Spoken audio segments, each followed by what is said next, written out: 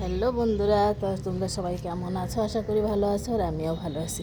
আর দেখো, এখন বাজে সকাল 6টা, আর এসে ঘুম থেকে উঠে কাপড় জামা ছেড়ে আমি চলে এসেছি ছাদে। দেখো, ব্রাশ টাশ নিয়ে আর এসে ব্রাশও করা হয়ে গেছে। আর দেখো, ছাদে এসেই দেখছি যে এত সুন্দর ফুল ফুটে আছে, সত্যি তোমাদের কি বলবো।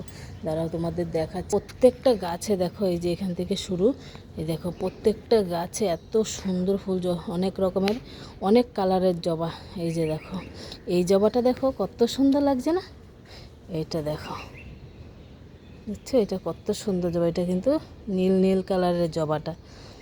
আর দেখো, প্রত্যেকটা গাছে সকালবেলা দেখবা ফুল, আর দেখলে গাছে এত মন প্রাণ ভালো লাগে, ভীষণ ভালো লাগে।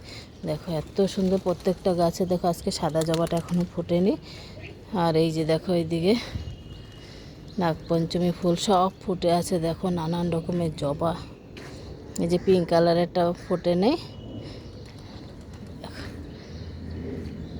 প্রত্যেকটা জবা কি সুন্দর লাগছে, দেখেছো?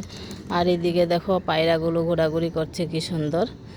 এই দেখো, তো তোমাদের কেমন লেগে সকালবেলা ফুলগুলো দেখে? আর আজকে বৃহস্পতিবার, দারুণ দারুণ ফুল ফুটেছে, বেশ ভালো হয়েছে। গাছের ফুল দিয়ে পুজো দেওয়া হয়ে যাবে।